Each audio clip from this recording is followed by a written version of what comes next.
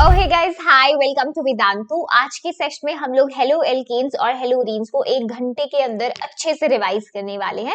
सारे important reaction session में cover कर लेंगे, राइट? सो प्लीज पूरा सेशन अटेंड करना मेरे साथ। मैं हूं शिल्पी कौशिक, आपकी केमिस्ट्री एजुकेटर वेदांतु पर। और यार, अगर चैनल सब्सक्राइब नहीं किया है ना, तो सबसे पहले चैनल को सब्सक्राइब कर लो, बिकॉज बहुत ज्यादा अच्छी और यूजफुल चीजें तुम लोगों के लिए हम लोग प्लान कर रहे हैं चैनल पर for all the competitive exams, है ना, एज वेल एज 11th-12th का रेगुलर जेई नीट के लिए सब कुछ प्रिपरेशन चल रहा है सेशंस का। तो मेक श्योर कि तुम लोग उसे सब्सक्राइब करें ताकि मिस ऑन ना करो, है ना। चलिए, तो यहाँ प्रिपरेशन से शुरू करेंगे। हेलो एल्केन्स की एल्काइल हैलाइड्स बुला सकते हैं हम, है ना। तो इनकी प्रिपरेशन के डिफरेंट मेथड्स है। तो सबसे पहले हम डिस्कस करें हेलोजिनेशन ऑफ एल्काइंस। एल्काइंस के हेलोजिनेशन से हम लोग इनको प्रिपेयर कर सकते हैं, है ना। अब ध्यान देना, जैसे एल्काइन एक जनरल रिएक्शन दिखाती हूँ, है ना। एल्काइन है हमारे पास, ओके, हमने हेलोजन डाला, X2 कोई आपका क्लोरीन ब्रोमीन जनरली आप ले सकते हो, है ना। तो सबसे पहले तो आप देख सकते हो ट्रिपल बॉन्ड था यहाँ पर, अब डबल बॉन्ड, एक बॉन्ड ब्रेक हो गया, हेलोजन्स ऐड हो गए कार्बन पे, है ना। अब एक और मोल, अनदर मोल ऑफ हेलोजन, उसके बाद देख सकते हो टेट्रा हेलो डेरिवेटिव बन गया, है ना, टेट्रा हेलो। सो 4 हेलोजन्स हो गए, ये भी जो डबल बॉन्ड था ये भी ब्रेक हो गया, अब सिर्फ सिंगल बॉन्ड बचा है ना। तो सिंपल एडिशन दिखा सकते हो इसके अंदर, यस और नो बताओ, है ना। हेलोजिनेशन में हेलोजन, हेलोजन्स, एशन मींस एडिशन, है ना। तो हेलोजन का एडिशन हो चुका है एल्काइन के अंदर, देख सकते हो, यस और नो। हाँ, एक एग्जाम्पल ही ना, एग्जाम्पल से ले लो, ठीक है। जैसे हम लोग सिंपल एक एल्काइन ले लेता है, इथाइन मैंने ले लिया, ठीक है, ले सकते हैं, ओके। अब मान लो मैंने ब्रोमीन लिया है ना, हेलोजन में मैंने ब्रोमीन लिया, okay, in the presence of carbon tetrachloride, right. तो यहाँ पे वही चीज होगा, एक डबल बॉन्ड ब्रेक होगा, है ना, ट्रिपल बॉन्ड में से एक बॉन्ड ब्रेक होगा, फिर आपके जो ब्रोमीन है वो ऐड हो जाएंगे, हो जाएंगे, यस। तो अब फिर से अनदर मोल ब्रोमीन अगर हम डालते हैं कार्बन टेट्राक्लोराइड की प्रेजेंस में, तो जो एक डबल बॉन्ड बचा था वो भी टूट के वहां पर हेलोजन का एडिशन हो जाएगा। तो देखो 4 ब्रोमो, टेट्रा ब्रोमो, है ना, ये HH। तो इसका नाम भी दे सकते हो, नाम कैसे दे सकते हो, देखो 1 2, 2 कार्बन है, 1 1 2 2, 1 1 2 2, सेम ग्रुप अटैच्ड है, कौन सा, टेट्रा, है ना, टेट्रा ब्रोमो इथेन लिख सकते हैं हम, 1 1 2 2 tetra bromo ethane, yes, yes और नो। हाँ, तो मतलब एल्काइंस जो होते हैं, एल्काइंस से अगर हम बना रहे हैं तो एल्काइंस को चाहिए 2 मोल हेलोजन के in the presence of carbon tetrachloride, ठीक है, बन जाएगा तुम्हारा। देखो एल्काइल हैलाइड बन गए हैं, बिल्कुल बन गया, है ना। दूसरी रिएक्शन देखो, अल्कोहल से कैसे बना सकते हैं, ये इंपॉर्टेंट, ये ज्यादा इंपॉर्टेंट होता है। अल्कोहल से जनरली तुम्हें क्वेश्चंस मिलेंगे। तो जैसे फॉस्फोरस पेंटाहेलाइड्स तुम ले लो, वो अल्कोहल के साथ रिएक्ट करके हेलो एल्केन्स बनाएंगे, और यहाँ पे परसेंटेज भी काफी अच्छा मिलता है तुमको, है ना। फॉर एग्जाम्पल, जैसे कोई अल्कोहल मान लो मैंने लिया इथेनॉल, ठीक है, इथेनॉल ले लिया मैंने PCl5 की प्रेजेंस में, राइट। तो यहाँ पे सिंपल तुम लोग क्या करो, जहां पे OH है ना, उसको हटाओ, अपना हेलोजन ठुसा दो, राइट, डायरेक्ट प्रोडक्ट बना सकते हो। CH3 CH2 as it is, OH की जगह पे अपना Cl लगा दो, ठीक है। साथ में तुमको सब्स्टिट्यूएंट्स भी मिलते हैं, PuCl3 और HCl, है ना, अगर मैंने PCl5 लिया है तो देख सकते हो, ये एक अच्छा मेथड है एक्शन ऑफ PCl5, है ना, कर सकते हैं। चलो, और इससे भी ज्यादा अच्छा, अल्कोहल को अगर तुम थायोनिल क्लोराइड के साथ ट्रीट कराते हो तो भी तुम एल्काइल हैलाइड बना सकते हो। साइड प्रोडक्ट्स मिलेंगे सल्फर डाइऑक्साइड और हाइड्रोजन क्लोराइड गैस, ठीक है। तो भाई सुनना, मेरी बात पे ध्यान देना, जैसे मान लो मैंने इथेनॉल लिया, थायोनिल क्लोराइड SOCl2 के प्रेजेंस में मैंने रिएक्शन कराया, है ना। तो यहाँ पर भी सीधा OH हटाओ, अपना हेलोजन लगा दो, C2H5Cl, है ना, साथ में SO2 और HCl तुमको बाहर मिलेगा, ये गैसेस हैं। ये वाला जो मेथड है ना, ये बेस्ट मेथड है एल्काइल हैलाइड बनाने के लिए। क्या है भाई, ये है बेस्ट मेथड। तो ध्यान रखना, this is the best method for the preparation of alkyl halide. Reason बता सकते हो, बताओ कोई स्टूडेंट रिएक्शन मतलब रीजन बता सकता है? भाई बेस्ट मेथड इसीलिए साइड प्रोडक्ट इसमें दोनों गैसेस है, देखो ध्यान दो, है ना, दोनों साइड प्रोडक्ट तुम्हारी गैसेस हैं, तो जो कि निकल जाएंगी, एस्केप आउट हो जाएंगी गैसेस, है ना। तो इसका मतलब तुम्हें सिर्फ पीछे क्या, क्लोरो एल्केन दे जाएगा, गैसेस तो निकल गई, तुम्हें बचा क्या, क्लोरो एल्केन बना, है ना, जो कि ऑलमोस्ट प्योर स्टेट में है, क्योंकि जो इम्प्योरिटी हो सकती थी कोई और एक्स्ट्रा प्रोडक्ट वो तो निकल के भाग गया, है ना, गैसेस की फॉर्म में। यस और नो? हाँ वेरी गुड। और ये वाली जो रिएक्शन होती है ना SNI के वाया होती है वैसे। Yes okay. हाँ, इंटरनल न्यूक्लियोफिलिक अटैक होता है इसके अंदर, राइट? यस और नो? हाँ, मतलब जहां से लीविंग ग्रुप भी निकलता है वहीं से तुम्हारा आकर न्यूक्लियोफाइल अटैक करता है इंटरनली, ठीक है। तो कॉन्फ़िगरेशन रिटेंशन रहता है, यहाँ पर क्या रहता है, रिटेंशन इन कॉन्फ़िगरेशन रहता है, ठीक है।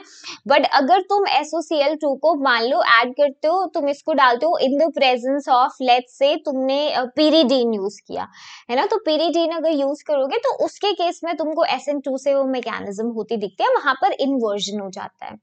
ओके, एनीवे इतना ध्यान रखना, this is like important for you, इसको ध्यान रखना। ओके, चलिए नेक्स्ट इज अल्कोहल से देखा reaction of hydrogen halide, HX से हम कैसे कर सकते हैं।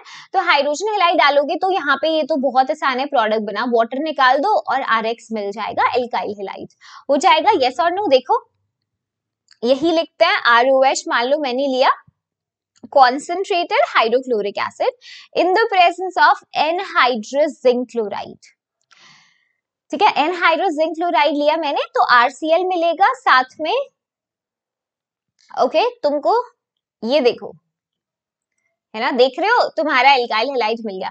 अब ये वाला जो रिएजेंट तुम लेते हो जब भी, है ना, एनहाइड्रस जिंक क्लोराइड के साथ जब तुम कॉन्सेंट्रेटेड HCl लेते हो तो इसको बोलते हैं लुकास रिएजेंट, राइट। तो बहुत इंपॉर्टेंट है बिकॉज इसको यूज करते हैं for test in the alcohols, जब तुमको डिफ्रेंशिएट करना होता है प्राइमरी सेकेंडरी टर्शरी एल्कोहल्स के बीच में, ठीक है। तो यहाँ पर देखो ऑर्डर ऑफ रिएक्टिविटी टर्शरी का सबसे ज्यादा होता है, सेकेंडरी फिर प्राइमरी, राइट। इधर हाँ होता कैसे है, अगर मान लो तुम प्राइमरी अल्कोहल के साथ टेस्ट करते हो तो प्राइमरी अल्कोहल के साथ कोई रिएक्शन नहीं दिखती, ठीक है।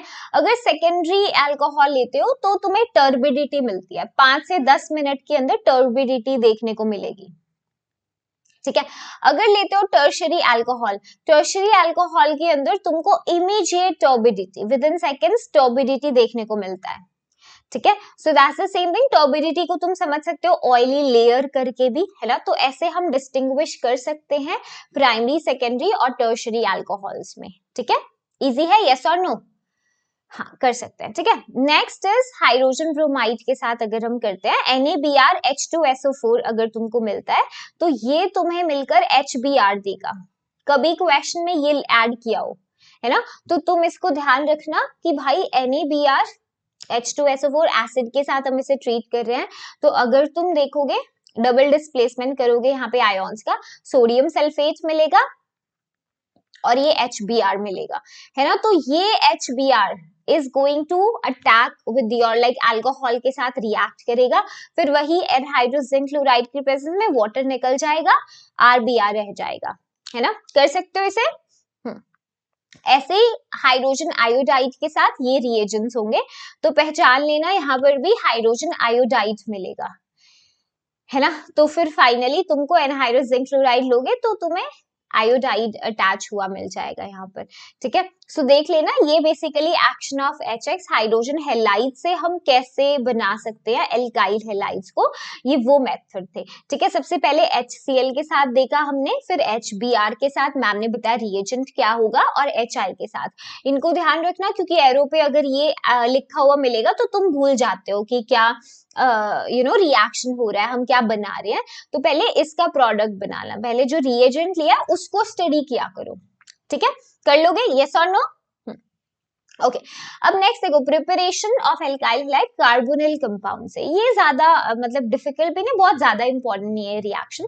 तो मान लो तुम्हारे पास जैसे तुमने एसिटाल्डिहाइड लिया, PCl5 से ट्रीट कराया, है ना। तो सबसे पहले तो तुम देखो यहाँ पे तुम्हें पहले ही मिल गया, है ना, CH3CHCl2 तुम्हें मिल गया है, तुम्हारा हेलोजन नजर आ गया है ना। तो यस यहाँ पे क्या होता है ना, दो हेलोजन एटम जो होते हैं वो ऐड हो जाते हैं सेम कार्बन एटम पे जब एल्डिहाइड या कीटोन को फॉस्फोरस पेंटाहेलाइड के साथ तुम लोग ट्रीट करते हो, ठीक है। So this was CH3 C double bond OH, है ना। मैंने एल्डिहाइड लिया है यहाँ पर, तो यहाँ पे दो हेलोजन तक ऐड हो सकता है, मैकेनिज्म करने की जरूरत नहीं है, ठीक है। CH रहेगा, साथ में दो हेलोजन, दो क्लोरो अटैच कर दिए हमने, POCl3 निकल जाता है। ऐसे ही कीटोन के साथ रिएक्शन कराओगे, देखो कीटोन ये है, तुमने एसीटोन लिया, तो यहाँ पर भी जहां जिस कार्बन से ये कीटोनिक ग्रुप लगा हुआ है उस पे देखो दो हेलोजन आकर जुड़ गए, दो क्लोरो आ गए उसकी जगह पर, है ना। तो उसको टारगेट किया करो, इसको टारगेट किया करो, देखा करो उस कार्बन पे क्या आके अटैच हो रहा है, दो हेलोजन तक आके जुड़ जाते हैं, तो इस C डबल बॉन्ड O पे डबल बॉन्ड O हटा के दो हेलोजन अटैच कर दो, ठीक है। दो वैलेंसी सेटिस्फाई करनी है ना कार्बन की, ओके। सो ध्यान रखना, ऐसे ही प्रिपरेशन होता है कार्बोक्सिलिक एसिड से, ठीक है, एल्काइल हैलाइड का। अगर तुम लोग सिल्वर सॉल्ट एसिड्स के लेते हो, हंस डिकर रिएक्शन होती है, कौन सी रिएक्शन होती है, हंस डिकर रिएक्शन, ठीक है। इंपॉर्टेंट रिएक्शन है ये वाली, जैसे तुमने सिल्वर एसीटेट लिया, bromine in the presence of carbon tetrachloride तुमने रिएक्शन कराया, तो यहाँ से क्या होता है, सिल्वर ब्रोमाइड निकल जाता है और साथ में CO2 गैस भी निकल जाती है। तो ये पूरा ग्रुप एक तरह से तुम देखो, यू आर लाइक, यहाँ से CO2 भग गई, है ना, यहाँ से सिल्वर ब्रोमाइड निकल गया, तो तुम्हारा यहाँ पे, है ना, जो एल्काइल पार्ट होता है उसके साथ तुम्हारा जो हेलोजन तुमने लिया था एक, वो आके जुड़ जाता है। मतलब मैं डायरेक्ट तरीका बता रही हूँ याद रखने का, बिकॉज इस सेशन में हम लोग मैकेनिज्म पे फोकस नहीं कर रहे हैं, है ना। हम 1 घंटे में क्लास को रिवाइज करना चाहते हैं चैप्टर को, ताकि सारी इंपॉर्टेंट रिएक्शंस हम रिकैप कर लें जल्दी से, है ना, एग्जाम से पहले, लाइक दैट। तो सिल्वर सॉल्ट एसिड से वही हुंस-डिकर रिएक्शन है, तो इसको पहचान लेना, है ना। साइड प्रोडक्ट में CO2 मिलता है और तुम्हें सॉल्ट, है ना, सिल्वर ब्रोमाइड मिलेगा जो PPT होगा, ठीक है। और तुम्हारा एल्काइल हैलाइड, ठीक है। तो ये चीज थोड़ा सा ध्यान रखना, इधर थोड़ा ये उल्टा हो गया है, यहाँ पे जो लिखा है, लेट मी करेक्ट इट।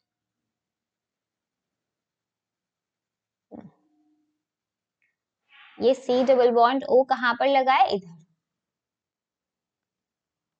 इधर, ठीक है। This is how it is, example लिया है हमने, तो वही साइड प्रोडक्ट्स मिल गए तुम्हें और CH3Br एल्काइल ब्रोमाइड मिल गया, ठीक है। इजी है, यस और नो। सो विद दिस ये खत्म होता है प्रिपरेशन एल्काइल हैलाइड्स की, ठीक है। तो अब हम फोकस करेंगे प्रिपरेशन एराइल हैलाइड्स की, ठीक है। किसकी, एराइल हैलाइड्स की। तो ध्यान देना प्लीज, अगर एराइल हैलाइड्स बनाना है, यानी हेलोअरीन्स, है ना, हेलोअरीन्स बोल सकते हैं हम, तो सबसे पहले एरोमेटिक हाइड्रोकार्बन से हम देखते हैं, ठीक है। सो एरोमेटिक हाइड्रोकार्बन में मैंने हेलोजिनेशन किया, हेलोजिनेशन कराया हमने इलेक्ट्रोफिलिक सब्स्टिट्यूशन से। तो इस रिएक्शन का नाम क्या होता है, मुझे जल्दी से अभी कमेंट सेक्शन में बताओ, इस रिएक्शन को क्या बुलाते हैं, ठीक है। इलेक्ट्रोफिलिक सब्स्टिट्यूशन हमने कराया है, क्लोरीन और तुमने एक ल्यूइस एसिड, है ना, FeCl3 लिया, तो यहाँ पे देखो ऑर्थो पैरा प्रोडक्ट तुम्हें मिल गए, है ना। ऑर्थो, अब देखना पड़ेगा कि ऑर्थो पैरा डायरेक्टिंग ग्रुप लगा हुआ है या फिर तुम्हारे पास मेटा डायरेक्टिंग ग्रुप लगा हुआ है ना। तो ग्रुप देखना, जैसे एल्काइल ग्रुप, यहाँ पे मिथाइल लगा हुआ था, तो मिथाइल ऑर्थो पैरा डायरेक्टिंग है ना।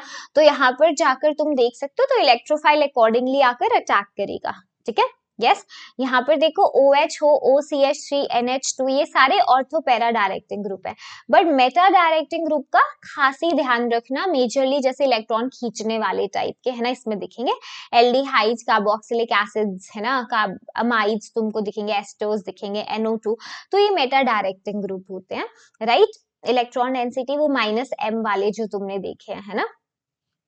यस, तो यहाँ पर इनको ध्यान रखना थोड़ा सा, राइट। प्रोडक्ट कौन सा बनाना है, दिस इज इंपॉर्टेंट, ये बहुत इंपॉर्टेंट मेथड है। डाइजोनियम सॉल्ट से, डाइजोनियम सॉल्ट से हम कैसे बना सकते हैं, जैसे मान लो तुमने एनिलीन ले लिया, ठीक है। तो जब तुम एनिलीन को ट्रीट करते हो डाई एजोटाइजिंग मिक्सचर के साथ, अब डाई एजोटाइजिंग मिक्सचर कौन सा है, NeNO2 और HCl, लगभग 0 से 5 डिग्री सेल्सियस तुम्हारा टेम्परेचर होना चाहिए, तो तुम्हें डाइजोनियम सॉल्ट मिलता है। देखो, बेंजीन डाइजोनियम सॉल्ट। अब इसमें देखने की बात है, इस पे बहुत अच्छा लीविंग ग्रुप लगा हुआ है, नाइट्रोजन पे प्लस चार्ज है भाई, निकलना चाहेगा, है ना। तो ये बहुत अच्छा लीविंग ग्रुप होता है यहाँ पर एक्चुअली। तो इस डाइजोनियम सॉल्ट को यूज करके ना हम बहुत सारे तरीके से अपना एराइल हैलाइड बना सकते हैं, और यहाँ पर नाम आता है रिएक्शंस का, ठीक है। जैसे पहले गटरमैन रिएक्शन, तो गटरमैन रिएक्शन में तुम लोग क्या करते हो, जैसे तुमने कॉपर HCl यूज कर लिया या कॉपर हाइड्रोजन ब्रोमाइड यूज कर लिया डाइजोनियम सॉल्ट के साथ, तो इसे पहली स्टेप तो ये होगा, एनिलीन से हम शुरू करेंगे। एनिलीन को लेकर हम डाइजोनियम सॉल्ट बनाएंगे पहले, और उस डाइजोनियम सॉल्ट को हम ट्रीट करेंगे कॉपर HCl से, तो हमें क्लोरोबेंजीन मिलेगा। कॉपर HBr से करेंगे ब्रोमोबेंजीन मिलेगा, है ना। तो ये तुम्हारी गटरमैन रिएक्शन है। कौन सी? गटरमैन रिएक्शन है, ठीक है। ऐसे नेक्स्ट सैंडमेयर रिएक्शन होती है। सैंडमेयर रिएक्शन में तुम यहाँ पर ध्यान रखना, रिएजेंट थोड़ा चेंज हो गया अब, है ना। इधर हम क्या मिक्स करते हैं, we mix the freshly prepared diazonium salt with cuprous chloride या फिर क्यूपरस ब्रोमाइड। क्यूपरस क्लोराइड या क्यूपरस ब्रोमाइड तुम यूज कर सकते हो, है ना, जिसमें तुम्हारा डाइजोनियम जो ग्रुप है वो निकल जाएगा और तुम्हारा हेलोजन आके वहां जुड़ जाएगा, ठीक है। इजी है सैंडमेयर रिएक्शन को ध्यान रखना। फिर हीटिंग कर सकते हैं हम पोटेशियम आयोडाइड के साथ, ये तुम्हें आयोडोबेंजीन देगा, राइट। और फिर एक और नेम रिएक्शन यहाँ पर, अगर फ्लोरोबेंजीन बनाना है तो वी हैव बोल्स-शिमन रिएक्शन। बोल्स-शिमन रिएक्शन होती है यहाँ पे, तो इसमें देख सकते हो तुम लोग, डाइजोनियम सॉल्ट से ही हम लोग शुरू कर रहे हैं, है ना। सो पहले HbF4 के साथ ट्रीट करा के HCl को बाहर निकाल देते हैं हम, है ना। ये वाला H, ये Cl, ये बाहर निकल जाता है ना, ताकि हमें फ्लोरोबोरिक सॉल्ट मिल गया। अब यहाँ से हम डायरेक्ट हीटिंग कर सकते हैं, डायरेक्ट हीटिंग करके तुम फ्लोरो को अटैच कर सकते हो, ठीक है। सीधी रिएक्शन नहीं हो पाती है, राइट। सो ये नाम की रिएक्शन है, ध्यान रखना, Gattermann reaction, Sandmeyer reaction, right, और बोल्स-शिमन रिएक्शन। कर सकते हो, यस और नो, टेल मैम। कोई कंफ्यूजन है तो पूछ लेना, ठीक है। I hope this is fine. Okay, अब हम शुरू करते हैं प्रॉपर्टीज। अभी तक हमने क्या किया, प्रिपरेशन कर लिया हेलो एल्केन्स का और हेलोरीन्स का। उस प्रिपरेशन में मैंने डायरेक्ट आपको प्रोडक्ट बताना बताया, नाम उससे याद रखना, उनको भूल जाते हो, ठीक है। The next is the properties क्या है हेलो एल्केन्स की। पहले हेलो एल्केन्स की देखेंगे, फिर हेलोरीन्स की देखेंगे, ठीक है। तो हेलो एल्केन्स में देखो, सबसे पहले अगर हम प्रॉपर्टी की बात करते हैं तो हम न्यूक्लियोफिलिक सब्स्टिट्यूशन को समझते हैं, ठीक है। हम समझेंगे न्यूक्लियोफिलिक सब्स्टिट्यूशन रिएक्शन का थोड़ा सा बेसिक आइडिया। तो न्यूक्लियोफिलिक सब्स्टिट्यूशन रिएक्शन में क्या होता है भाई, अपना एल्काइल हैलाइड है ना, कोई न्यूक्लियोफाइल आया तो न्यूक्लियोफाइल आकर अटैक करता है यहाँ पर, है ना, अपना जो लीविंग ग्रुप है वो निकल जाएगा, है ना। न्यूक्लियोफाइल आकर अटैक करेगा, लीविंग ग्रुप बाहर भाग जाएगा, निकल चुका होगा, है ना। दो तरीके से रिएक्शन होती है, SN1 रिएक्शन हो सकती है और SN2, यूनिमॉलिक्यूलर बाइमॉलिक्यूलर सब्स्टिट्यूशन न्यूक्लियोफिलिक, है ना। दो तरीके की है, हमें देखना है, इसकी थोड़ी स्टीरियोकेमिस्ट्री भी समझनी है कि क्या होता है, कॉन्फिगरेशन में इन्वर्जन होता है या रिटेंशन होता है, क्या होता है, ठीक है। करें इसे डिस्कस, बोलो सही है ना ये वाली बात। तो जैसे देखो यहाँ पर SN1 रिएक्शन की हम बात करें तो सबसे पहले स्टेप में तुमने अपना एल्काइल हैलाइड ले लिया, है ना, और यही पहला जो स्टेप होता है ना, ये रेट डिटरमाइनिंग स्टेप होता है। RDS मतलब रेट डिटरमाइनिंग स्टेप, ठीक है। तो इस रेट डिटरमाइनिंग स्टेप में हमारा हेलोजन निकल के भाग जाता है ना, इलेक्ट्रॉन भी ले जाता है और बनता है कार्बोकेटाइन। क्या बनता है, कार्बोकेटाइन, ठीक है। फिर ये पहला स्टेप था। फिर सेकंड स्टेप में जो तुम्हारा कार्बोकेटाइन बना था उस पर आकर न्यूक्लियोफाइल अटैक करता है, ये फास्ट स्टेप में होता है ना। न्यूक्लियोफाइल आकर इस कार्बोकेटाइन पे अटैक करेगा और मुझे मिलता है प्रोडक्ट। अब एक चीज ध्यान रखना, जब कार्बोकेटाइन बनाए तो रीअरेंजमेंट हो सकता है ना, तो लिख लो रीअरेंज, स्पेलिंग ठीक से लिखते हैं, क्या होगा यहाँ पर, रीअरेंजमेंट, है ना। तो लिखो रीअरेंजमेंट इफ पॉसिबल, अगर पॉसिबल है मतलब अगर अप्लाई होता है कंडीशन, अगर नेक्स्ट बनने वाला कार्बोकेटाइन ज्यादा स्टेबल है ना, अगर बना सकते हो तो रीअरेंजमेंट हो जाएगा। तो उसके बाद जो भी तुम्हारा रीअरेंज हो गया, मोस्ट स्टेबल कार्बोकेटाइन है अब तुम्हारे पास, तो उस पर आकर न्यूक्लियोफाइल अटैक करेगा और ये होता है। So this is SN1 reaction, जो दो स्टेप में कंप्लीट होती है, लेकिन रेट डिटरमाइनिंग स्टेप पहले वाला है। रेट डिटरमाइनिंग स्टेप पे न्यूक्लियोफाइल नहीं आया, है ना। तो आगे दिखाऊंगी, जब SN1 का रेट एक्सप्रेशन लिखोगे ना, उसमें केवल सबस्ट्रेट आता है, उसमें केवल सबस्ट्रेट आता है, इसीलिए यूनिमोलिकुलर भी है ना, और मॉलिक्यूलैरिटी भी 1 है, आगे दिखाएंगे। तो ये बेसिक होता है इसके अंदर। अब हो कैसे रहा है यहाँ पर, एक और चीज समझो, थोड़ी सी स्टीरियोकेमिस्ट्री समझने की कोशिश करना, है ना। चलो देखो, जैसे स्टीरियो समझते हैं, स्टीरियोकेमिस्ट्री ऑफ SN1 रिएक्शन। तो मान लो तुम्हारे पास यहाँ हेलोजन लगा हुआ है, ठीक है, यहाँ पे कोई ग्रुप है, फिनाइल है, यहाँ पर मिथाइल है, ओके, यहाँ इथाइल है, लेट्स से, ठीक है। ओके सबसे पहले स्टेप में क्या हो रहा है, सबसे पहले RDS के अंदर तुम्हारा लीविंग ग्रुप छोड़ के भाग रहा है। तो ये जो कार्बन है बीच वाला, ये देखो अभी sp3 हाइब्रिडाइज्ड है, 4 सिग्मा बॉन्ड बनाए हुए हैं, sp3 हाइब्रिडाइज्ड है, टेट्राहेड्रल होगा, ये होगा।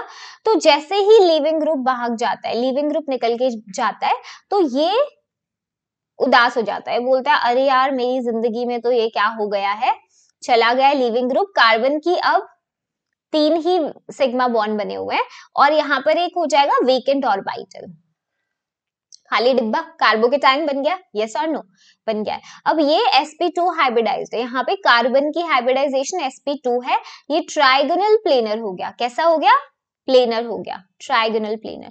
तो मुझे बताओ यार, हेलोजन तो निकल गया है ना, लीविंग ग्रुप निकल गया है, तो यहाँ पे कार्बोकेटाइन क्या है, ट्राइगोनल प्लेनर, प्लेनर है। तो आने वाला न्यूक्लियोफाइल, जो आने वाला न्यूक्लियोफाइल है, क्या वो 2 जगह से अटैक नहीं कर सकता, एक फ्रंट साइड अटैक कर सकता है, एक बैक साइड अटैक कर सकता है, और देखने से ऐसा लग रहा है कि दोनों के बनने के बराबर चांसेस हैं। देखने से हमें लग रहा है ना, कि ये तो कार्बोकेटाइन है, प्लेनर है, तो जितना पॉसिबिलिटी फ्रंट अटैक होने की है, उतना ही बैक साइड अटैक भी हो सकता है ना, हो सकता है। तो वही न्यूक्लियोफाइल जब आता है ना, न्यूक्लियोफाइल बोलता है कि यार वाओ ये तो प्लेनर है ना, तो न्यूक्लियोफाइल अपना 2 तरफ से अटैक कर सकता है, राइट। पॉसिबिलिटी क्या है, एक तो फ्रंट साइड अटैक करे या बैक साइड अटैक करे। तो देखो इसको, या तो ऐसे कर सकता है, ये फिनाइल है तुम्हारा, ठीक है, अगर पीछे से अटैक करता है न्यूक्लियोफाइल, अगर न्यूक्लियोफाइल पीछे से अटैक करता है तो इन्वर्जन हो जाता है कॉन्फ़िगरेशन का, है ना। न्यूक्लियोफाइल पीछे ऐसे आया तो तुम देखो ये इथाइल था, है ना, तो ये मिथाइल इधर आ गया अब, ठीक है। या फिर हो सकता है कि सेम साइड से, जहां तुम्हारा लीविंग ग्रुप निकल के गया है, न्यूक्लियोफाइल आकर वहीं पर जुड़ जाए, न्यूक्लियोफाइल आकर वहीं पर जुड़ जाए, बोलो ये भी है पॉसिबिलिटी, है ना, ये पॉसिबिलिटी बिल्कुल है। तो 2 केसेस हो सकता है, या तो हो सकता है इन्वर्जन, या हो सकता है रिटेंशन, है ना। तो एक चीज देखो, ऊपर वाला जो है उसमें मैम ने बैक साइड अटैक दिखाया है, तो ये इन्वर्जन है, देखो न्यूक्लियोफाइल पीछे से आया है, और ये फर्स्ट वाला क्या है, रिटेंशन है ना। तो यहाँ पर एक्चुअली तुमको क्या मिलता है, तुम्हें लगता है इक्विमोलर मिक्सचर मिलेगा और रेसिमिक मिक्सचर होगा, यहाँ पे रेसिमाइजेशन हो गई। बट ये पॉइंट ध्यान रखना कि इवन SN1 रिएक्शन में माना दोनों की बराबर पॉसिबिलिटी होती है फ्रंट और बैक साइड अटैक का, लेकिन अगर तुम पूछोगे न्यूक्लियोफाइल से, तो न्यूक्लियोफाइल हमेशा फेवर करता है क्या, थोड़ा सा भेदभाव करेगा, वो बोलेगा यार मैं ना इन्वर्जन प्रेफर करता हूं, मैं पीछे से आना प्रेफर करूंगा। तो लगभग 51% तुमको ये मिलेगा इन्वर्जन वाला प्रोडक्ट, अराउंड 49% तुमको रिटेंशन मिलता है। क्योंकि देखो जब न्यूक्लियोफाइल निकल भी गया, अगर न्यूक्लियोफाइल यहाँ से निकला भी है तो आसपास ही ना यार, न्यूक्लियोफाइल नहीं, सॉरी लीविंग ग्रुप, सॉरी, अगर लीविंग ग्रुप यहाँ से निकला है ना, तुम अगर लीविंग ग्रुप से पूछो कि भाई तू तो चला गया, कहाँ है, वो आसपास ही है, लिविंग ग्रुप भाई अगल बगल में ही है। तो ऐसे में न्यूक्लियोफाइल सामने से आना पसंद नहीं करता, जहां से लिविंग ग्रुप गया है न्यूक्लियोफाइल वहां से आना बहुत ज्यादा पसंद नहीं करता, उसको थोड़ा फेवरिज्म होता है बैक साइड अटैक आने को, कहता है जब दरवाजा बंद है पीछे वाले गेट से आऊंगा, मैं मेन गेट से नहीं आ रहा। तो यहाँ पर ना पार्शियल रेसिमाइजेशन होता है, क्या होता है बोलो, पार्शियल रेसिमाइजेशन, है ना। तुम ये मत सोचा हमेशा 50-50% प्रोडक्ट बनता है ना, फेवर होता है थोड़ा सा इन्वर्जन वाला, ठीक है, ध्यान रख सकते हो इसे। चलो अब ये है तुम्हारा energy profile diagram, energy profile diagram for the SN1 reaction, ठीक है। तो ध्यान देना प्लीज, जब तुमने एल्काइल हैलाइड पे तुमने ये केस देखा था कि अपना एल्काइल हैलाइड था, इस पे हम सबसे पहले क्या देख रहे थे, सबसे पहले ये हुआ था स्लो वाले स्टेप में कि R+ बना था, एल्काइल हैलाइड में से लीविंग ग्रुप चला गया था, है ना। फिर उसके बाद ये पहला स्टेप था, दूसरे स्टेप में क्या हुआ था, दूसरे स्टेप में कार्बोकेटाइन पर आकर न्यूक्लियोफाइल आके जुड़ गया था, ये था, है ना। तो इधर ध्यान देना, जब हम एनर्जी प्रोफाइल डायग्राम बनाते हैं ना, यहाँ पे अपना रिएक्टेंट है, ठीक है, और ये अपना प्रोडक्ट बन रहा है इधर। तो रिएक्टेंट से प्रोडक्ट बनने में क्या क्या स्टेजेस आती है? सबसे पहले वो स्टेज आती है जब आर एक्स का बॉन्ड टूटता है। बोलो भाई, बॉन्ड ब्रेकिंग हो रही होगी यहाँ पर, यस और नो। तो ये वाला स्टेप है जो स्लो स्टेप हो रहा है ना, यहाँ पर एक ट्रांजिशन स्टेट आती है।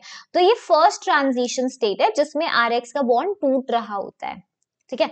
ओके, फिर वो बॉन्ड टूट गया, यहाँ पे कार्बोकेटाइन बन गया। तो ये नीचे आप देख सकते हो, यहाँ पे कार्बोकेटाइन बनता है। This is the formation of the carbocation, ठीक है। ओके, फिर उसके बाद दोबारा एक और तुम देखोगे ट्रांजिशन स्टेट आती है। ये ट्रांजिशन स्टेट वो है जब तुम्हारा न्यूक्लियोफाइल इससे आके जुड़ रहा है, न्यूक्लियोफाइल आके जुड़ रहा है ना। तो ये ट्रांजिशन स्टेट कौन सा है? यहाँ बॉन्ड फॉर्मेशन हो रहा है, ये सेकेंड ट्रांजिशन स्टेट होता है, और फिर तुम्हारा प्रोडक्ट बनता है ना। तो ध्यान रखना, एक बार वैसे भी जेईई मेंस में पूछ चुका है SN1 का एनर्जी प्रोफाइल डायग्राम, 2019 में उसने पूछा था, राइट। तो इसको ध्यान रखना, पेपर में पूछते हैं तुमसे प्रोग्रेस ऑफ रिएक्शन के साथ। और जितने तुम्हारे ट्रांजिशन स्टेट्स होते हैं ना, वो हमेशा नंबर ऑफ इंटरमीडिएट से एक ज्यादा होता है। जैसे मान लो रिएक्शन में 3 इंटरमीडिएट बने हैं, तो ट्रांजिशन स्टेट 4 होंगी, ठीक है, एक ज्यादा होता है उसमें। तो ध्यान रख सकते हो, यस और नो। कैरेक्टरिस्टिक्स देखो SN1 रिएक्शन की, एक तो रेट तुमने देखा था सिर्फ सबस्ट्रेट पे डिपेंड करता है ना, उसकी कॉन्सेंट्रेशन पे, न्यूक्लियोफाइल पे नहीं करता। न्यूक्लियोफाइल लेके कांटा लगा लो, ठीक है। मॉलिक्यूलैरिटी 1 है, ऑर्डर रिएक्शन का 1 होगा, पार्शियल रेसिमाइजेशन होता है, यस और नो, बिल्कुल। और मैं बोल सकती हूँ रेट ऑफ रिएक्शन क्या हम बोल दें? स्टेबिलिटी ऑफ कार्बोकेटाइन के डायरेक्टली प्रोपोर्शनल है। बोलो भाई, यस और नो, बिल्कुल सही बात है। क्या मैं ये भी बोलूं रेट ऑफ रिएक्शन जो लीविंग ग्रुप है, लीविंग ग्रुप की जो टेंडेंसी है ना, लीविंग ग्रुप एबिलिटी, यस और नो पे डिपेंड करेगा, है ना। और सबसे अच्छा लीविंग ग्रुप अगर हम ले RI होगा, क्योंकि बॉन्ड वीक होता है कार्बन का और आयोडीन का, है ना। फिर RBr, फिर तुम्हारा RCl, राइट, कर सकते हो।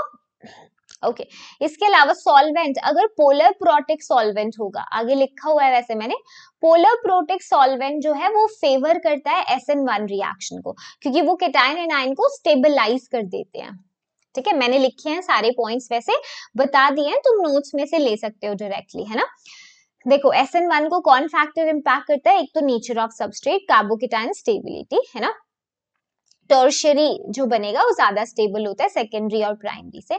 फिर लीविंग ग्रुप, ये बता चुकी हूँ मैम, गुड लीविंग ग्रुप जितना आराम से निकलेगा, जल्दी से कार्बोकेटाइन बनेगा, फास्ट रिएक्शन होगी हमारी, है ना। यस। अगर हैवी मेटल आयोन्स होते हैं तुम्हारे पास, तो वो एनहांस कर देते हैं लिविंग ग्रुप की एबिलिटी, तो उसके केस में और फेवर होती है SN1 रिएक्शन, ठीक है। जैसे यहाँ पे सिल्वर आयोन यूज किया, तो वो लिविंग ग्रुप के साथ मिलके उसने प्रेसिपिटेट बना लिया, है ना। तो कार्बोकेटाइन बन गया, तो फेवर हुई SN1, right. Nature of solvent बताया था, पोलर प्रोटिक सॉल्वेंट कार्बोकेटाइन और लीविंग ग्रुप को स्टेबलाइज करते हैं, जैसे वाटर, इनके अंदर इलेक्ट्रोनेगेटिव एटम से हाइड्रोजन सीधा जुड़ा हुआ होता है ना। न्यूक्लियोफाइल, अगर तुम न्यूक्लियोफाइल देखो तो RDS है ही नहीं उसमें, तो न्यूक्लियोफाइल का ऐसा कोई इम्पैक्ट नहीं है, RDS के अंदर न्यूक्लियोफाइल नहीं था, सिर्फ सबस्ट्रेट था, है ना। यस और नो बताओ मैम को, सही है ना भाई? ये वाली बात दिक्कत है इसमें कोई? बोलो नहीं, ठीक है, कर लेंगे इसे।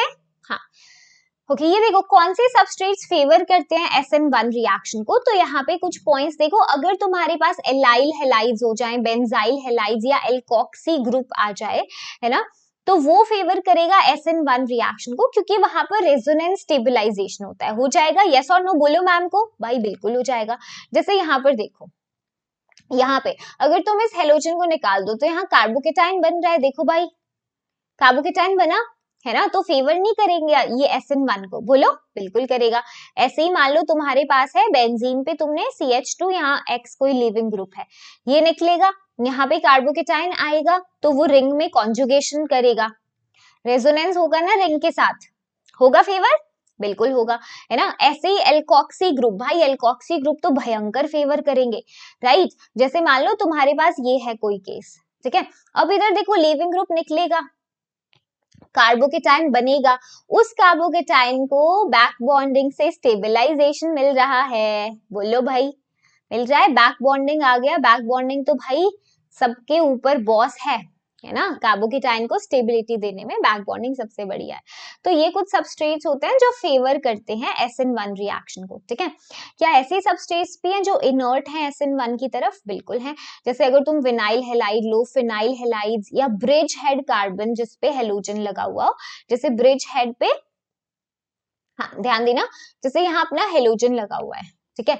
अगर यहाँ पर हम SN1 कराने की बात करें तो भाई ब्रिज हेड के ऊपर sp2 कार्बन तौबा करेगा, तौबा बोलेगा अरे भाई ब्रेड स्टूल का नाम नहीं सुने हो, क्या पढ़ा था वहां पर, नहीं लाना, नहीं लाबो, वॉयलेट होबो, है ना, बहुत स्ट्रेन बढ़ जाएगा तो नहीं होगा, ठीक है। ऐसे ही जैसे अगर तुम विनाइल हैलाइड लेते हो CH2CHX, यहाँ पर देखना, यहाँ भी वही प्रॉब्लम हो गई, अरे नहीं नहीं हमें नहीं करना, दे बी लाइक नहीं हमें नहीं बनाना, थैंक यू सो मच, है ना। ऐसे ही यहाँ पर भी देखो, हेलोजन अगर जुड़ा हुआ है डायरेक्टली तो sp2 पे हमें नहीं बनाना कार्बोकेटाइन, है ना, तो इसीलिए तो ये इनर्ट होंगे, SN1 नहीं दिखाएंगे, ठीक है। SN2 रिएक्शन को डिस्कस करते हैं, ये थोड़ी मेन चीजें थी जो भी मैम ने बताई, ठीक है। कर सकते हो, कुछ दिक्कत था इसमें, बोलो, हो जाएगी ये वाली चीज, वेरी गुड, हो जाएगी। अगर कुछ हो इशू तो कमेंट कर सकते हो, है ना, मैम इज स्टिल हेयर तो ma'am will take your doubts, है ना, अलग से ले लेंगे, कमेंट कर देना कुछ इशू हो तो अगर, ठीक है।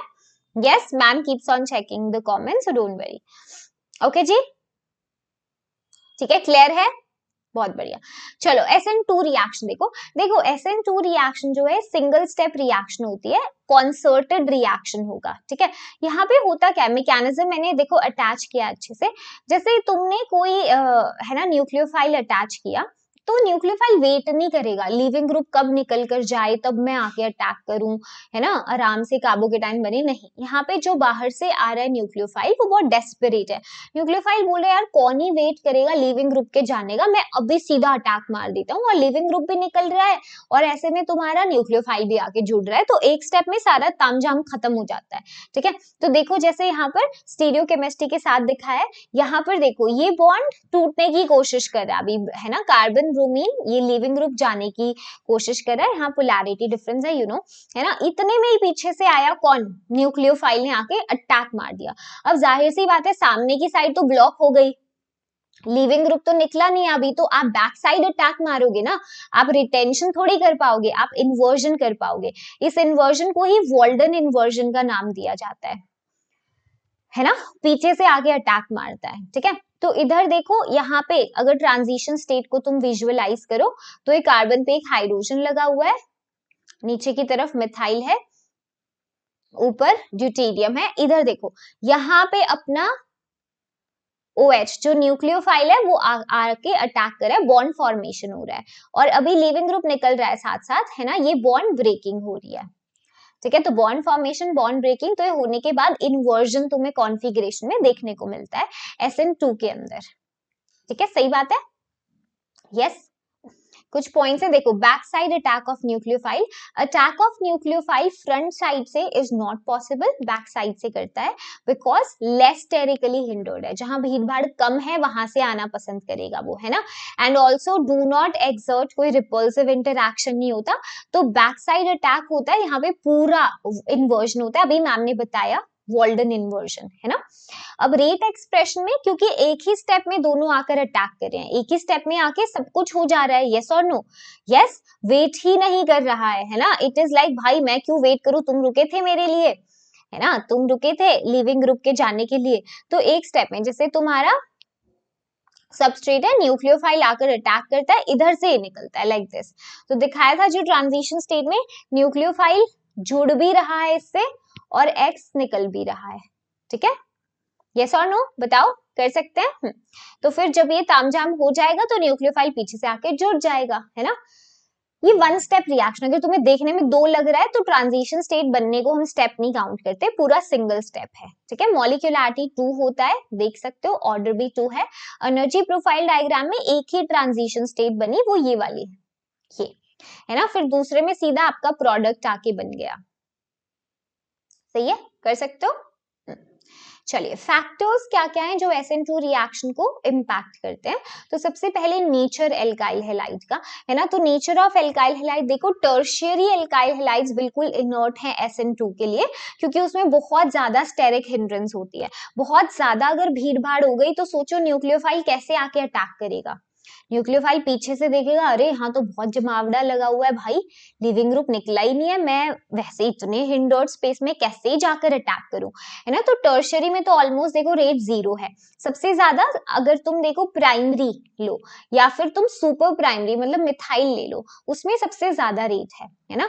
तो रेट ऑफ SN2 उतना ही ज्यादा होगा जितना कम स्टेरिक हिंड्रेंस होगा तुम्हारे एल्काइल हैलाइड पर। ठीक है, सही बात है, बोलो। इजी बिजी लेमन्स को इजी, है ना। हाँ, वेरी गुड। फिर देखो स्टेबिलिटी ट्रांजिशन स्टेट की, है ना, स्टेबिलिटी ट्रांजिशन स्टेट की अगर ज्यादा होगी उतनी ही ज्यादा रेट ऑफ रिएक्शन होगा, है ना। स्टेबिलिटी अगर ज्यादा हुआ ट्रांजिशन स्टेट का तो रिएक्शन का रेट भी ज्यादा होगा। यस और no? Yes. Good living group तो दोनों को ही फेवर करता है, SN1 हो या SN2 हो, है ना। लिविंग ग्रुप बढ़िया होना चाहिए, तो जैसे ये सबसे बढ़िया होता है ना, एज कम्पेयर टू ब्रोमाइड और वो सब जो पीछे बताया था, है ना। अगर स्ट्रॉन्ग न्यूक्लियोफाइल लेते हो, अगर स्ट्रॉन्ग न्यूक्लियोफाइल होगा तो यहाँ पर फेवर होती है SN2। स्ट्रॉन्ग न्यूक्लियोफाइल होगा पीछे से आराम से आके अटैक कर पाएगा, SN2 फेवर होती है। ठीक है, इधर पोलर एप्रोटिक सॉल्वेंट फेवर करते हैं। कौन से? पोलर एप्रोटिक सॉल्वेंट जो होंगे वो फेवर करेंगे। यहाँ पे हमें कार्बोकेटाइन तो बन नहीं रहा कि उसको स्टेबलाइज कराना पड़ेगा, है ना। तो तुम एसीटोन ले लो, तुम DMSO ले लो, तुम ईथर्स ले लो, वो यूज कर सकते हो तुम। मतलब कोई एसिडिक ऐसा हाइड्रोजन नहीं चाहिए हमें जो इलेक्ट्रोनेगेटिव एटम से जुड़ा हुआ हो, है ना। We will manage. ठीक है, कौन से सबस्ट्रेट है जो फेवर करते हैं SN2 रिएक्शंस को? भाई देखो, वही यहाँ पर भी allyl halide, benzyl halide, alkoxy, वो दोनों को ही फेवर करते हैं। SN1 और SN2 में भी तुमको जो बताया था वहां पर होता है ना, फेवर होते हैं। ठीक है, ओके इसके बाद वही जैसे अगर मान लो, हाँ ये बैक बॉन्डिंग वाला केस था, बट इधर कार्बोकेटाइन नहीं बनता है सच, बट ट्रांजिशन स्टेट को स्टेबिलिटी मिलती है, ट्रांजिशन स्टेट को स्टेबिलिटी मिलती है। ठीक है, अगर कोई स्ट्रॉन्ग इलेक्ट्रॉन विड्रॉइंग ग्रुप तुमने लगा दिया तो वो क्या करेगा, इस कार्बन को इलेक्ट्रोफिलिक बनाएगा, तो उतना रिएक्शन का रेट बढ़ेगा, है ना। इंपॉर्टेंट ये है कि इनर्ट कौन है SN2 की तरफ, तो अगर विनाइल हैलाइड लेते हो, फिनाइल हैलाइड लेते हो, ये दोनों में इनर्ट थे। इनफैक्ट ब्रिज हेड कार्बन भी दोनों की तरफ इनर्ट था, है ना। तो ये मैंने सेपरेटली भी बता दिया ताकि तुम्हारे नोट्स अच्छे से प्रिपेयर हो जाए, इन केसेस को ध्यान रखना। ठीक है, यस, ये वाला तो मैं दिखाई चुकी हूँ स्लाइड तुम्हें, राइट। ओके चलो अब यहाँ पर कुछ इंपॉर्टेंट रिएक्शंस देखते हैं, ध्यान देना। ठीक है, जैसे मान लो मैंने एक एल्काइल हैलाइड लिया और उसको ट्रीट किया पोटेशियम साइनाइड के साथ, है ना, ये रिएजेंट है, तो ग्रुप क्या अटैच हो रहा है, RCN मिला है ना। अब यही चीज अगर तुम लोग RX के साथ ही अगर तुम AgCN के साथ कराओ तो तुम्हें फिर RCN मिलना चाहिए था, बट नो, सिल्वर साइनाइड के साथ RNC मिलता है। क्यों चौंक गए? तो यहाँ पे ऐसा क्यों होता है ना, तो ये चीज देखना पड़ता है कि कौन सी साइट अटैक करेगी। जैसे अगर मैं पोटेशियम साइनाइड की बात करती हूँ या फिर सोडियम साइनाइड की, तो ये आयोनिक नेचर के होते हैं। कैसा नेचर होता है इनका? आयोनिक होता है ना। तो K+ और Cn नेगेटिव है। अब Cn नेगेटिव है मतलब कार्बन ट्रिपल बॉन्ड से कनेक्टेड है नाइट्रोजन से, जिसके पास एक लोन पेयर है ना। ये जो नेगेटिव है ना, एक्चुअली जो तुम ऐसे लिखते हो Cn-, ये नेगेटिव कार्बन के साथ है, यस, है ना। सो यहाँ पे कार्बन ने देखो 3 बॉन्ड यहाँ पे नाइट्रोजन से बनाए हैं, ठीक है, एक उसके पास लोन पेयर है और ये negative charge, so this is your cyanide. देख सकते हो, यस और नो? यस, है ना। तो यहाँ पे देखो कार्बन भी न्यूक्लियोफिलिक साइट है और नाइट्रोजन भी, लेकिन कौन ज्यादा होगा, कौन अच्छा न्यूक्लियोफिलिक साइट बनेगा? जो एनायन होगा, जिसपे नेगेटिवली चार्ज्ड आयोन्स न्यूट्रल वालों से अच्छे न्यूक्लियोफाइल होते हैं, पता है तुम्हें? यस, तो C नेगेटिव ज्यादा होगा N से, तो इसीलिए इनके केसेस में C अटैक होता है, तो RCN मिलता है आपको। ठीक है, यही चीज अगर तुम लोग AgCN के साथ समझो, है ना, तो AgCN एक कोवैलेंट कंपाउंड है। ये क्या है? कोवैलेंट है। ठीक है, तो इसमें सिल्वर कार्बन से बॉन्डेड है, यहाँ पे ट्रिपल बॉन्ड से कार्बन नाइट्रोजन से बॉन्डेड है, तो ये तुम्हें लोन पेयर दिख गया, दिखा। तो यहाँ पे कौन अटैक करेगा? नाइट्रोजन। कौन सी साइट होगी? नाइट्रोजन वाली साइट जुड़ेगी, इसीलिए RNC मिलता है। ठीक है, इस बात को ध्यान रखना। कुछ ऐसा ही तुमको देखने को मिलता है अगर एल्काइल हैलाइड में तुम लोग जैसे KNO2 के साथ रिएक्शन कराते हो या NeNO2 के साथ, ठीक है। उसके केस में तुम्हें RON डबल बॉन्ड ऐसे R ऑक्सीजन के थ्रू बॉन्डेज मिलेगी। ठीक है, यही चीज अगर तुम AgNO2 के साथ करोगे ना तो तुमको RNO2 दिखता है, नाइट्रोजन के थ्रू लिंकेज होता है। ऐसे ही जो KNO2 लोगे या NaNO2 वो आयोनिक नेचर के होते हैं। ठीक है, AgNO2 तुम्हारा कोवैलेंट नेचर का होता है। ठीक है, तो इस चीज को थोड़ा सा ध्यान रखा करो क्योंकि ये क्वेश्चन में आ जाता है, फिर तुम्हें नहीं पता होता तो इश्यूज होते हैं, राइट, तुम गलती करते हो वहां पर। चलो ये कुछ चीजें इनको ध्यान देना। E2 के केस में है ना अल्कोहलिक पोटेशियम हाइड्रोक्साइड तुमने पहचान लिया अगर, वहां पे बीटा एलिमिनेशन होगा, अल्फा बीटा एलिमिनेशन भी हम इसे बुलाते हैं। ठीक है, सो देखो यहाँ पे जैसे बेस आया है ना, बेस क्या करेगा सॉरी, एसिडिक हाइड्रोजन को लेकर निकल लेगा है ना, और ये बॉन्ड यहाँ शिफ्ट होएगा, यहाँ से लीविंग ग्रुप कट लेगा। ठीक है, तो तुम्हें क्या मिलता है फाइनली, तुमको एल्कीन मिलता है। क्या मिलता है भाई? एल्कीन मिलता है। ठीक है, एग्जाम्पल से समझो। इस एग्जाम्पल में अब जैसे ये अल्फा कार्बन है, अल्फा के बगल वाले बीटा है ना, तो यहाँ पे दो केसेस हैं, दो तरफ से बीटा एलिमिनेशन यहाँ हो सकता है अल्कोहलिक KOH की प्रेजेंस में। मान लो अगर ये वाला बीटा है ना इधर से गया राइट साइड वाले से, तो तुम्हें क्या एल्कीन मिलेगा? CH3 CH double bond CH यही मिलेगी। यस, इसके साथ साथ दूसरा, अगर यहाँ से पहले कार्बन को अगर हम देखें, वहां से अगर हुआ बीटा एलिमिनेशन तो वहां पर एल्कीन बनेगा CH2 double bond CH2 CH3 यही होगा, है ना। अब मेजर माइनर हमें डिसाइड करना है कि मैम कौन सा मेजर होगा, तो तुम हाइपोकॉन्जुगेशन देख लो, ये वाली एल्कीन को 6 अल्फा मिल रहे हैं। देखो कितने अल्फा H मिले? 6 अल्फा H मिले, 3 है ना। इस वाली एल्कीन को कितने मिले? सिर्फ 1 अल्फा H मिल रहा है, देख सकते हो। यस और नो बोलो, बोलो भाई, सही है ना ये वाली बात? 2 अल्फाबेट, सॉरी यहाँ से ये रहा, 2 अल्फा H मिले। देखिए 2 अल्फाबेट यहाँ पे जुड़े हो, यहाँ पे 3 और 3 6 है ना। अब यहाँ पर मेजर माइनर कौन होगा? जो ज्यादा स्टेबल एल्कीन है। ठीक है, हमेशा मोर स्टेबल एल्कीन जो होगी वो मेजर प्रोडक्ट बनेगी। तो पॉइंट डाल के लिख सकते हो बगल में, हमेशा note that more stable alkene, कौन सी? जो ज्यादा स्टेबल है, more stable alkene will be the major product. ठीक है, अब मैंने ये बात बोली है, आधे बच्चे इसको गलत फहमी में सोचते हैं कि सेटजेफ एल्कीन ही हमेशा मेजर प्रोडक्ट होगा, सेटजेफ एल्कीन हमेशा मेजर होगी, हॉफमैन हमेशा माइनर होगी। तो यार ऐसा नहीं होता है, तुमको पहले स्टेबल एल्कीन देखना है, वो मेजर होगा। ठीक है, सेटजेफ एल्कीन अगर तुम्हें पहचानना है तो यहाँ पे स्टेबिलिटी के रिस्पेक्ट में मत पहचानना। सेटजेफ एल्कीन होती है जो ज्यादा सब्स्टिट्यूटेड होगी, है ना, मोर सब्स्टिट्यूटेड एल्कीन। जो लेस सब्स्टिट्यूटेड होती है वो हॉफमैन होगी। ठीक है, तो यहाँ पर देखो, जैसे अगर इधर तुम सब्स्टिट्यूशन चेक करते हो, इधर 2 अल्फा कार्बन है, 2 अल्फा कार्बन है, तो ये 2 अल्फा कार्बन से सब्स्टिट्यूटेड है, और ये दूसरी एल्कीन सिर्फ 1 अल्फा कार्बन से सब्स्टिट्यूटेड है। तो ज्यादा सब्स्टिट्यूटेड कौन है? पहले वाली, दिस इज मोर सब्स्टिट्यूटेड। तो जो ज्यादा सब्स्टिट्यूटेड एल्कीन होती है वो कौन कहलाती है? सेटजेफ एल्कीन। कौन सी? सेटजेफ एल्कीन, है ना। लेस सब्स्टिट्यूटेड वाली तुम्हारी हॉफमैन एल्कीन होगी, राइट। तो उससे मत इसको कंफ्यूज करना। प्रोडक्ट मेजर होगा जो एल्कीन स्टेबल होगी, तुम चेक कर सकते हो। यहाँ पे जो अल्फा बीटा है, जो एलिमिनेशन होता है एंटी होता है। ठीक है, कौन सा? एंटी, ऑपोजिट डायरेक्शन में होता है। ठीक है, एंटी एलिमिनेशन होता है ये, राइट। याद रखना इसको, E2 को, सही है, कर लोगे इसे। चलो नेक्स्ट इज मेटल्स के साथ कौन सी रिएक्शन होती है? तो मेटल के साथ तुम वुड्स रिएक्शन पढ़ते हो, वही है ये, है ना। This is your Wurtz reaction, alkyl halide तुमने लिया। ठीक है, अब यहाँ पे क्या है, जैसे मान लो तुमने 2 मोल्स ले लिए, तो फ्री रेडिकल के वाया होती है रिएक्शन। अगर इसको तुम होमोलिटिक क्लीवेज करते हो, R रेडिकल X रेडिकल, ऐसे दूसरा R रेडिकल होगा, आपस में मिलके तुम्हें एल्केन दे देगा, है ना। So this is what happens. ऐसे ही तुम अगर मान लो RX लेते हो और मैग्नीशियम ड्राई ईथो में अगर तुम रिएक्शन कराते हो, तो बोलो क्या मिलता है? RMgX, ग्रीनार्ड रिएजेंट, सुना है ना, बहुत इंपॉर्टेंट होते हैं केमिस्ट्री में। ठीक है, यहाँ पे R पे आपका लाइक नेगेटिव चार्ज होता है, मैग्नीशियम में 2+ चार्ज। ओके, यस, सही है, बोलो भाई, सही है। ठीक है, अब यहाँ पे क्या होता है, ये जो R नेगेटिव है, अगर जैसे आपने लेट्स से वाटर का एडिशन कराया है ना, तो वाटर में आपको पता है H+ और OH आयोन है, तो वाटर से ये ड्राई ड्राई मीडियम क्यों होता है, मैं इसलिए बोल रही हूँ, गलती से भी अगर पानी की एक बूंद भी हुई, मान लो यहाँ पे आप ड्राई कंडीशन मेंटेन नहीं कर पाए, पानी की एक ड्रॉप भी मिल गई इसको ग्रिग्नार्ड रिएजेंट को, तो ये वाटर से ना H प्लस OH नेगेटिव होता है, वाटर से H प्लस लेके ये जल्दी सी एल्केन बन जाएगा। देखो है ना, ये तो R नेगेटिव है, ये तो हाइड्रोजन को लपक के खा जाएगा, इसीलिए ड्राई कंडीशन हमको मेंटेन करनी होती है। ठीक है, ओके, यस, चलिए बहुत बढ़िया।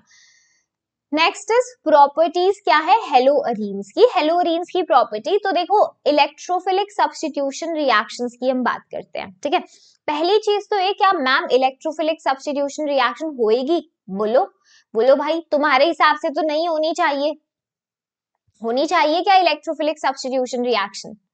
बोलो यस। हाँ, देखो इलेक्ट्रोफिलिक सब्स्टिट्यूशन रिएक्शन से पहले तुम एक चीज करो, मैं एक और कराती हूँ यहाँ पर प्रॉपर्टीज में। ठीक है, हाँ, ये देखो, ये क्लियर है ना, E2 देगा हमने, रिएक्शन देखी। अब प्रॉपर्टीज ऑफ हेलोअरीन्स में मैं तुम्हें बताना चाहती हूँ, इलेक्ट्रोफिलिक सब्स्टिट्यूशन बाद में करेंगे। ठीक है, एक बार प्रॉपर्टी सुनो। हाँ, तो प्रॉपर्टी में तुमको ऐसा लगेगा कि अगर मान लो मैंने हेलोअरीन लिया है कोई, ठीक है, ये हमने अपना एराइल हैलाइड ले लिया है, राइट, इधर हेलोजन जुड़ा हुआ है। ठीक है, तुमने न्यूक्लियोफाइल का अटैक करा है। अब हमारी नॉलेज के हिसाब से तो रिएक्शन होनी नहीं चाहिए। क्यों नहीं होनी चाहिए? क्योंकि यहाँ पे हेलोजन के पास लोन पेयर है और वो रेजोनेंस कर रहे होंगे, तो रिएक्शन नहीं होना चाहिए। नॉर्मल केस सिनेरियो में नहीं होना चाहिए रिएक्शन। न्यूक्लियोफिलिक सब्स्टिट्यूशन रिएक्शन होना चाहिए, नहीं होना चाहिए? न्यूक्लियोफिलिक सब्स्टिट्यूशन रिएक्शन नहीं होना चाहिए। क्यों? क्योंकि रेजोनेंस हो रहा है। लेकिन एक्चुअली अगर तुम इलेक्ट्रॉन विड्रॉइंग ग्रुप्स को अटैच कर दो, क्या बोला मैम ने? मैम ने बोला अगर तुम इलेक्ट्रॉन विड्रॉइंग ग्रुप्स को अटैच कर दोगे अपने हेलोअरीन से, फॉर एग्जाम्पल सॉरी, यहाँ पर Cl है, मैंने एक electron withdrawing group like NO2 लगा दिया, है ना, सोडियम हाइड्रोक्साइड की प्रेस में, तो भाई अब न्यूक्लियोफिलिक सब्स्टिट्यूशन रिएक्शन हो जाता है। ठीक है, तो ध्यान रखना, अगर इलेक्ट्रॉन विड्रॉइंग ग्रुप्स अटैच होंगे, जैसे कि NO2 है तुम्हारे पास, है ना, उसके केस में nucleophilic substitution reaction takes place. Okay, it occurs, we can say takes place. ठीक है, यस, होता है, होता है। हाई टेम्परेचर प्रेशर पे हम करा देते हैं, डाउस प्रोसेस भी आप पढ़ते हो एक टर्म उसके लिए, है ना, ऐसे ही करते हैं हम। तो ये यहाँ पर देखो हो गया, न्यूक्लियोफिलिक सब्स्टिट्यूशन रिएक्शन हो गया, Cl निकल के OH आ गया, हो सकता है, हो सकता है। ठीक है, अब यहाँ पे मैकेनिज्म अभी करने की जरूरत नहीं है, शॉर्ट सेशन है, जब हम पूरे चैप्टर्स अच्छे से करेंगे तो मैकेनिज्म के साथ करेंगे। वैसे यहाँ पे मैकेनिज्म जब आप बनाते हो ना, तो एक कॉम्प्लेक्स बनता है इधर, ठीक है, मेजन-हाइमर कॉम्प्लेक्स बन जाता है। ओके, तो वहां पर देखना आप कि कैसे हो पाती है रिएक्शन, एक्चुअली पॉसिबल होता है। जैसे अगर तुम लोग थोड़ा सा like you know, I am giving you rough idea, जैसे मान लो यू हैव Cl और तुमने ऑर्थो पे इलेक्ट्रॉन विड्रॉइंग लगा दिया, या पैरा पे भी लगा सकते हो। ठीक है, तो तुम्हारा यहाँ पर न्यूक्लियोफाइल आया, न्यूक्लियोफाइल का जुड़ना यहाँ पे स्लो स्टेप होता है। ठीक है, न्यूक्लियोफाइल अटैक आकर इधर अटैक करता है इस कार्बन पे, और ये इलेक्ट्रॉन डेंसिटी यहाँ पर शिफ्ट हो जाती है। ठीक है, अब ये देखो, अब आप बोलोगे मैम एरोमेटिसिटी रिंग की टूट गई, कहाँ पे शिफ्ट हो रही है? वो कार्बन पे शिफ्ट हो रही है। देखो एरो को ध्यान से देखो, जैसे न्यूक्लियोफाइल ने अटैक किया, ये डबल बॉन्ड इस कार्बन पे शिफ्ट हो गया यहाँ पर, और इधर NO2 लगा हुआ था, है ना, तो वैसे तो रिंग की एरोमेटिसिटी टूट गई, बट इस कार्बन पे नेगेटिव स्टेबल है, क्योंकि NO2 खींच रहा है। एक तो इलेक्ट्रॉन डेंसिटी खींच रहा है उसकी, उसको स्टेबल कर रहा है, दूसरा वो नेगेटिव चार्ज जो यहाँ बनेगा वो रेजोनेंस में भी जा रहा है। ठीक है, बट जैसे ही तुम यहाँ से अगर इसको तोड़ते हो, देखो ये कुछ ऐसा बनेगा, यहाँ पर, यहाँ तुम्हारा नेगेटिव आ गया, इधर NO2 अटैच्ड है। ठीक है, यस, और यहाँ पे Cl है, तो ये नेगेटिव चार्ज है। इधर आकर किसने अटैच कर दिया? OH ने आके अटैक कर दिया, OH ने आके अटैक कर दिया, देख सकते हो। तो अब यहाँ पे क्या होता है ना, ये एरोमेटिसिटी वापस रीगेन करना चाहती है रिंग, तो ये इलेक्ट्रॉन डेंसिटी, ये नेगेटिव चार्ज वापस यहाँ शिफ्ट होता है, और इधर से Cl लिविंग ग्रुप भाग जाता है, यहाँ से Cl लिविंग ग्रुप भाग जाता है, फिर ऐसे तुमको वो प्रोडक्ट बनता है। ठीक है, ये जो बीच में तुम्हें कॉम्प्लेक्स बनेगा, वही मेसेनहाइमर कॉम्प्लेक्स होता है, पर राइट नाउ इतने डिटेल में इट इज नॉट रिक्वायर्ड, तो मैम यहाँ से हटा देती है इसे, ठीक है। तुम बस डायरेक्ट प्रोडक्ट को अभी ध्यान में रखो, दैट वुड बी इंपॉर्टेंट, ठीक है भैया।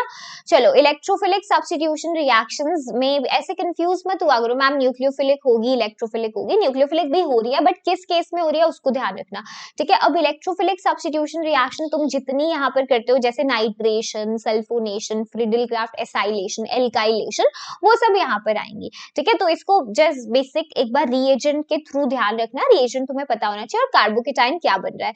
जैसे कॉन्सेंट्रेटेड नाइट्रिक एसिड के साथ अगर तुम कॉन्सेंट्रेटेड सल्फ्यूरिक एसिड लेते हो, है ना, तो इधर से तुमको क्या बनता है, NO2 प्लस तुम्हारा बनता है यहाँ पर इलेक्ट्रोफाइल, ठीक है। और ये सारी ऑर्थो पैरा डायरेक्टिंग पे जाकर लगेंगे, ठीक है। किस पर होंगे बोलो, ऑर्थो पैरा में भी पैरा हमेशा मेजर बनेगा। कौन बनेगा, मेजर डिसाइड करना हो तो पैरा हमेशा मेजर बनेगा, ठीक है। देख सकते हो, यस और नो, यस मैम, तो लिख लो para will be major, para वाला हमेशा मेजर होगा, ठीक है, ध्यान रखोगे इसे। हाँ, तो this will be your nitration, है ना। ऐसे ही सारे केसेस कर सकते हो। कोई हेलोजन है, मैंने एनहाइड्रस FeX3 के प्रेजेंस में कराया, ठीक है, यहाँ पे तुम्हें X पॉजिटिव ये बनता है तुम्हारा इलेक्ट्रोफाइल, ठीक है। तो यहाँ पर भी करा सकते हो Cl, और ऑर्थो पे लगेगा और किस पे लगेगा, पैरा पे, पैरा वाला मेजर होगा, ठीक है। एक्चुअली आज मैम के थोड़े स्क्रिबलिंग में ना इसमें इशू आ रहा है पेन टैबलेट में। ऐसी सल्फोनेशन देखो भाई, सल्फोनेशन की केस में तुमको दिख सकता है कॉन्सेंट्रेटेड सल्फ्यूरिक एसिड, या फिर तुम बोलो ओलियम हो सकता है ना। तो इधर SO3 बनता है जो कि लाइक अटैक करेगा रिंग पे और सल्फोनेशन कराएगा, ठीक है। Cl जैसे यहाँ पे SO3H, या एक पैरा प्रोडक्ट बना सकते हो, ऐसे ही बना सकते हो, यस, राइट, वेरी गुड। ऐसे असाइलेशन भी लिखना, असाइलेशन, फ्रिडल-क्राफ्ट एसाइलेशन का क्या प्रोडक्ट बनेगा, मैम को बताना, क्या रिएजेंट होता है। देखो फ्रिडल-क्राफ्ट एसाइलेशन में RCO+ ये बनता है तुम्हारा है ना, कार्बोकेटाइन, यस और नो, यस। तो COR जाके तुम्हारी रिंग पे जुड़ जाएगा ऑर्थो पैरा पे, है ना, लिख लेना उसको, और पैरा वाला मेजर प्रोडक्ट होगा। फाइन, कर लोगे इनको, इलेक्ट्रोफिलिक सब्स्टिट्यूशन रिएक्शंस को कर लोगे, ठीक है, very good. The next is even in alkyl halide, है ना। एल्काइल हैलाइड में इवन अगर तुम देखते हो ये पॉसिबल होता है, जैसे मैंने एल्काइल हैलाइड लिया, ठीक है, यहाँ पे मैंने इसको वाटर की प्रेस में हीट कर दिया, हीट मेंशन कर रखा है यहाँ पर, इसको ध्यान देना, है ना, हीट मेंशन कर रखा है। तो अगर हीट मेंशन नहीं करता होता तो उसके केस में तुमको पता है SN1 हो जाता है। अगर सिर्फ वाटर दिया हुआ है ना तो SN1 हो जाता है, कार्बोकेटाइन बनता है, रीअरेंज होता है अगर पॉसिबल होता है, और फिर तुम्हारा अल्कोहल बन जाता है, ठीक है। वो यूजुअल रिएक्शन होती है SN1 से। अगर हीट की कंडीशन दिया ना तो यहाँ पर एलिमिनेशन होता है, ठीक है। यहाँ पर तुम्हारा जो भी R+ तो बनेगा, है ना, कार्बोकेटाइन बनेगा, लेकिन अब वो क्या करेगा, H+ जो तुम्हारा था, है ना, उसको निकाल के एल्कीन बना देगा, ठीक है, अंदर ही H+ को निकाल के क्या बना देगा, एल्कीन बना देगा। तो हीट की अगर कंडीशन दी है तो उसको ध्यान रखना, ध्यान रखोगे हीट वाली कंडीशन को, बोलो। Okay, the next is metals के साथ कैसे रिएक्शन होगी, तो दो केसेस है उनको ध्यान रखो, फिर अपना रिवीजन पूरा हो जाएगा, ठीक है। वुड्स फिटिग रिएक्शन, कौन सी, वुड्स फिटिग रिएक्शन। तो वुड्स फिटिग रिएक्शन में जैसे मैंने एक एल्काइल हैलाइड लिया, ठीक है, एक एराइल हैलाइड लिया, एक एल्काइल, वुड्स के लिए तुम एल्काइल हैलाइड को ध्यान में रखो, फिटिग के लिए एराइल हैलाइड को, मतलब एक हेलो एल्केन है एक हेलो एरीन है। तो यहाँ पे अगर मैं सोडियम ड्राई ईथो की प्रेस में, किसमें, सोडियम ड्राई ईथो में रिएक्शन कराती हूँ, तो तुम्हारा सिंपल एल्काइल से एराइल वाला पार्ट जाकर जुड़ जाएगा, ठीक है। ऐसे ही तुम्हारी फिटिग रिएक्शन होती है। सिर्फ वुड्स रिएक्शन तो पहले देख चुके हो, है ना, एल्काइल हैलाइड्स में। फिर फिटिग रिएक्शन होती है जैसे PHX, ठीक है, सिर्फ तुमने एराइल हैलाइड लेना है यहाँ पे, वही ड्राई ईथो की प्रेस में, DE क्या है, ड्राई ईथो है, 2 मोल्स अगर लेते हो तो PH अपने जाके जुड़ जाएगा, ठीक है, ये होता है। तो ये कुछ मेन रिएक्शंस और प्रॉपर्टीज कराई है मैंने आपको हेलो एल्केन्स और हेलो एरीन्स की। वैसे डिटेल में करने में चैप्टर में और काफी चीजें होती हैं, है ना, जैसे इवन CBM क्वार्टरनरी सॉल्व्स के केस में देखते हैं, बट काफी सारी चीजें हैं जो लॉन्ग जब हम चैप्टर करेंगे पूरा उसमें रिवाइज करेंगे। इस सेशन का ऑब्जेक्टिव यही था कि आपका एक बार में ना सारी मोटी मोटी रिएक्शंस एक बार रिवाइज हो जाए, जिस बच्चे ने पहले पढ़ा हुआ होगा उसको काफी हेल्प मिलेगी चीजों को रिकैप करने के लिए, ठीक है, तो जब आपके एग्जाम्स होंगे उस टाइम के पास ऐसे सेशंस आपकी काफी हेल्प करेंगे for the revision, that is the objective. Okay, so thank you so much guys आज का सेशन अटेंड करने के लिए। तो मैं आपसे नेक्स्ट टाइम मिलती हूँ, till then take care, stay hydrated, bye bye.